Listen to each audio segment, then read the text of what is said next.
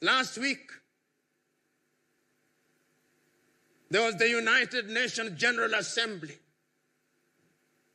Even when the President of the United States of America was insulting everybody, African leaders sat there.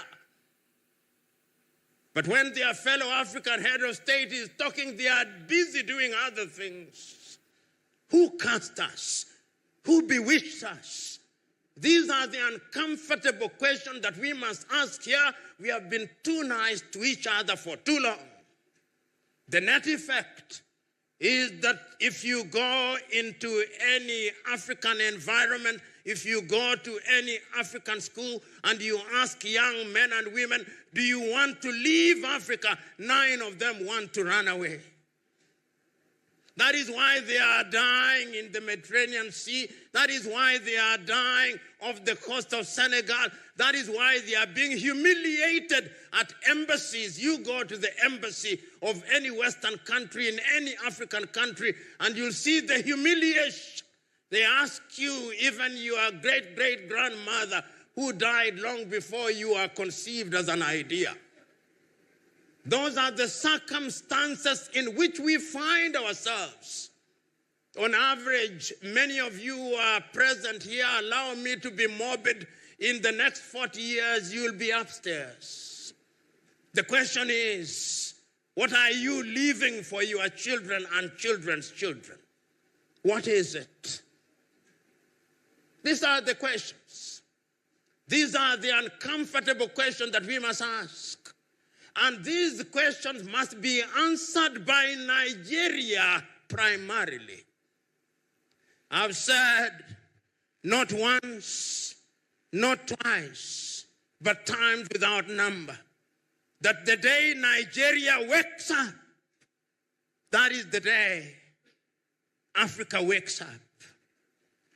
You know, a friend of mine once told me, if you go anywhere in the world and you do not find a Nigerian, run out of that place.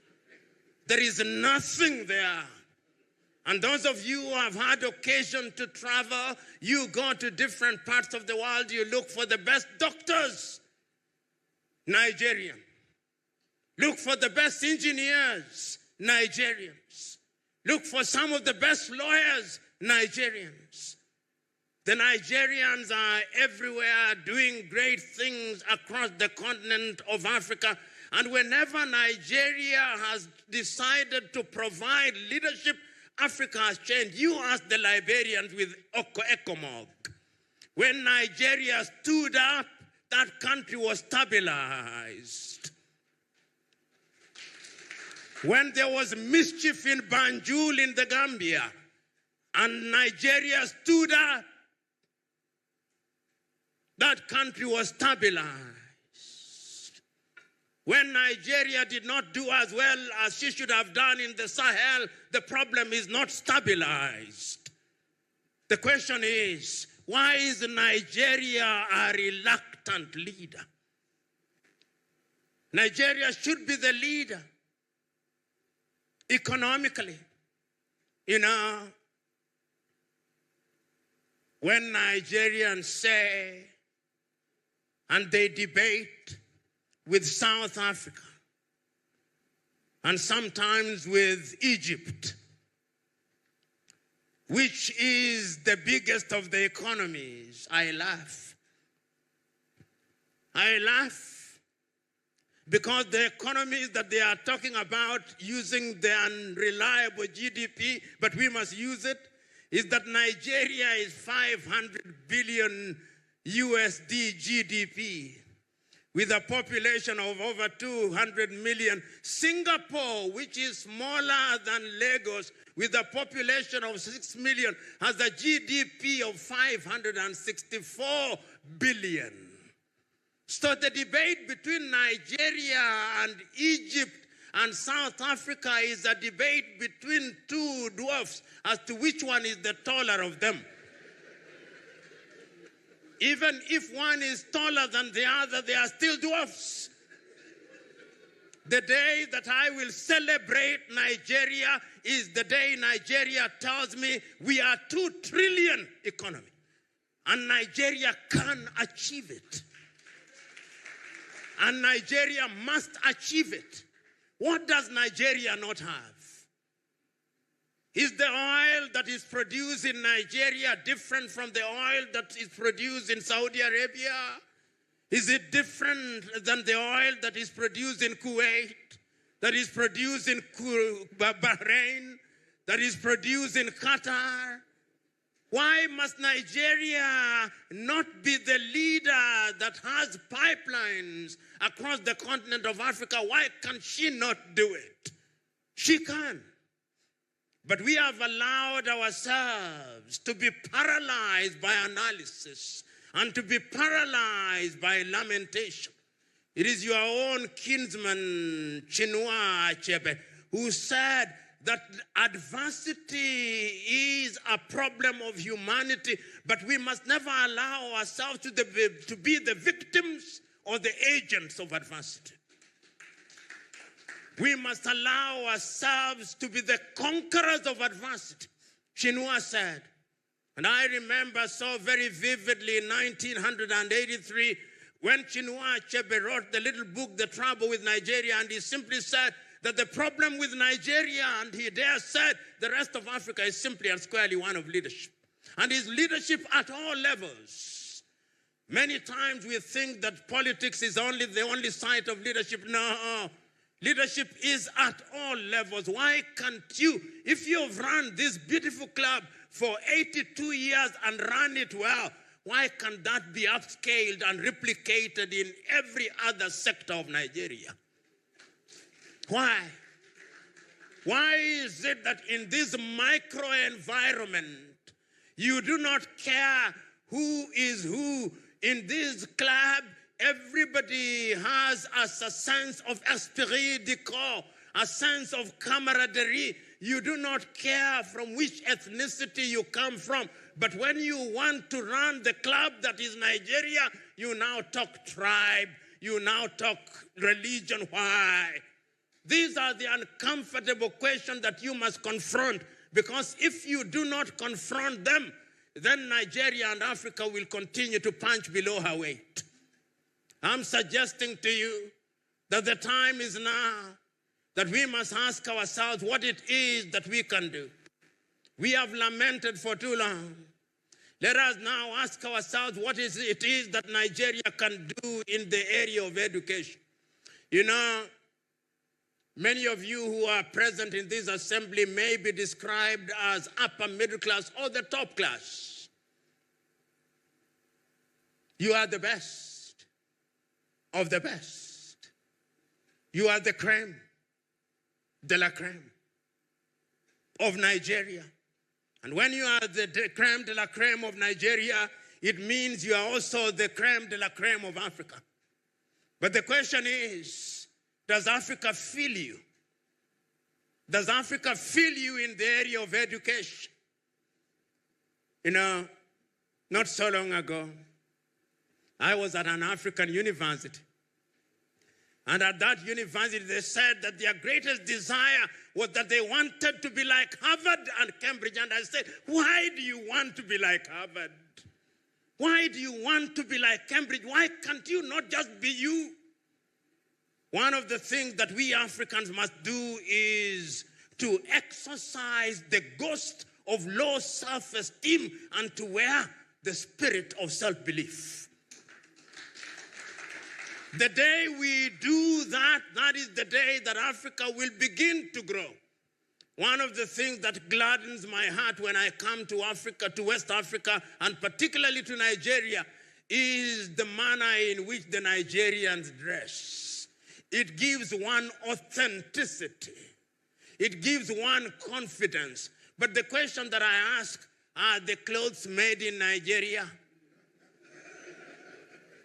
And if they are not made in Nigeria, it means the jobs are not in Nigeria. We have exported all our jobs to China. I'm asking us that if Africa and Nigeria is to be resuscitated to realize our potential, I want to see Nigeria grow in higher education. The other area in which Nigeria must provide leadership is in the area of the economy. You know, not so long ago, Nigeria was just about to provide leadership once again. And there was going to be a currency in this region called the Eco. And we were all happy, those of us who love the continent of Africa. We were looking forward to the day when you would come here and I would have the Eco, not the dollar. Something happened. I'm asking you who are shakers and movers. Shake those who are in government. Honorable Governor, Deputy Governor, ask yourself, 20 years from today, when you are no longer governor and history is written about you, what will they say? What will they say of your watch? What did you deliver? What did your administration deliver? History is harsh. It passes verdict that is without emotion. I'm asking all of us who are present here to ask those uncomfortable questions in the area of the economy.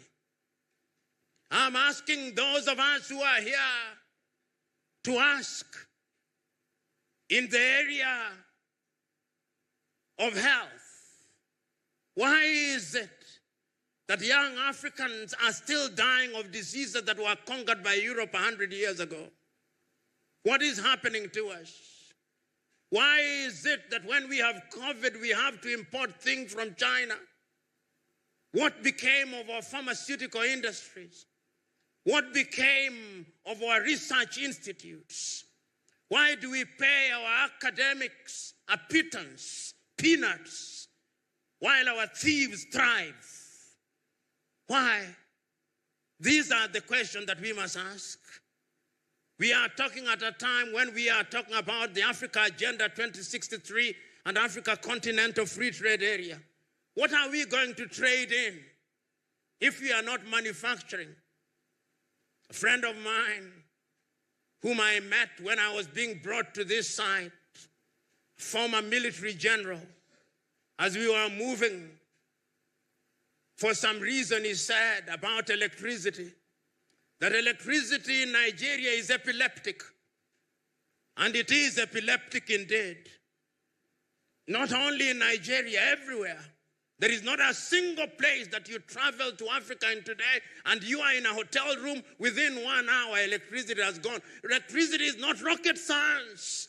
But for some reason, we are unable to supply stable electricity. Who cast us? Who bewitched us? That we cannot do what must be done. These are the questions.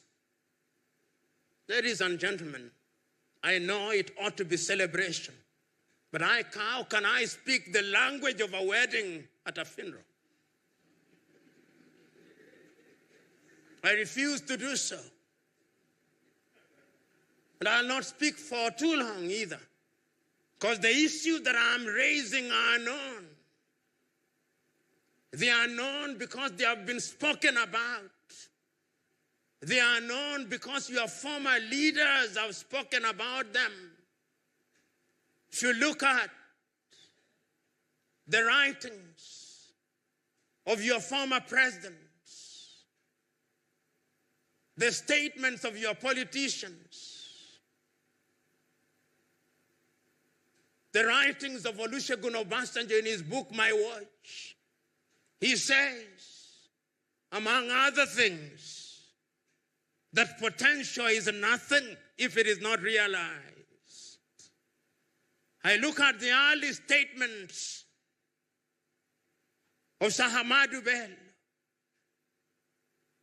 the early statements of Obafemi Awolowo, the early statements of MKO Abiola,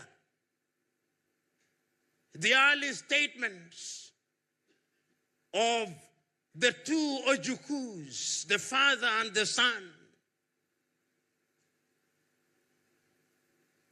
And I ask myself, what can we do now? And I know what we can do. The first thing that we must do today, to commemorate the 65 years since Nigeria regained independence is for Nigeria and Nigerians to make a solemn resolve that is no longer business as usual. That from today on, Nigeria is going to provide leadership. That she's going to provide leadership in the economic arena. That we are going to hear more Nigerians talk about the Africa Continental Free Trade Area. That we are going to hear Nigerians talking about the diversification of the economy. That we are going to hear Nigeria talk about agriculture. That we are going to hear Nigeria saying that we are no longer going to import our chicken from Brazil. That we are no longer going to import our rice from Pakistan. That we are no longer going to have on our tables anything called English tea. That we are no longer going to have Nescafe on our table.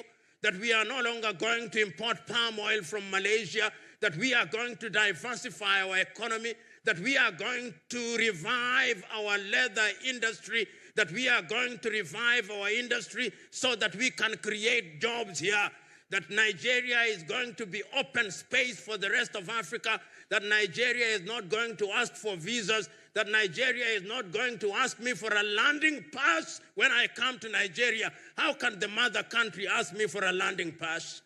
That Nigeria is not going to ask me for visas when I come here. This is our Mecca, so to speak, and we should be able to come here without any hindrance whatsoever. Nigeria must do that if the continent of Africa is to realize our potential. And I'm suggesting that you must also open up your education.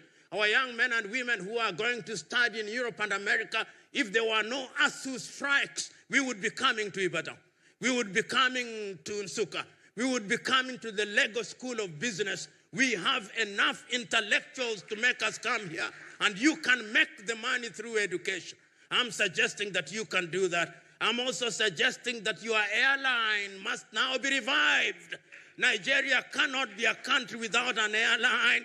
How can it be? It can be done. There are many Nigerians. When I see Air Peace, when I see Air Ibom, I know that it can be done. This is the time for it to be done.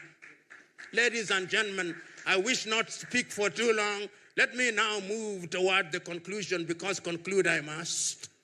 We are at a difficult time in Africa. And that time can only be resolved if we make a solemn resolve. Today, we must remember the words of those who are in the forefront of leadership. Today, I remember the words of a great South African, a man who you must know, Pixley Kaisa Kaseme. Speaking in the year 1906, he said that Africa must be regenerated. And I'm suggesting that it is Nigeria that must be in the forefront of the regeneration of Africa. I'm also hearing it being said in 1957, on the 6th day of March 1957, the Osagyefo Kwame Nkrumah said that the independence of Ghana meant nothing. Today I'm saying that the new liberation of Africa will only happen if Nigeria is in the forefront. I'm urging you, you movers and shakers, go out there and move and shake the political leadership so that they are able to do that which is good and right. You have the ability, because if you don't do it, history will judge you harshly. Lastly, I want to conclude with these words of James M. Kwejiragri of Ghana, who said that we are eagles, but we have been fed on chicken feed for too long. Let us today abandon chicken feed. Let us become eagles that we may fly. We are lions who have had the taste for rats for too long. The time is now that we must reacquire the taste for antelopes. Only then will our lionhood be manifest. And I conclude with these words of Wole Soyinka, that a tiger does not shout about his tigritude. You follow the path of a tiger and you see a duiker dead, and you know that some tigritude has emanated from there. So go out there and be what you must, lions. Go out there and be what you must, tigers. Go out there and be what you must, eagles. It can be done, and it must be done, and it is you whom are movers and shakers who must do it. God bless you. Thank you, Africa.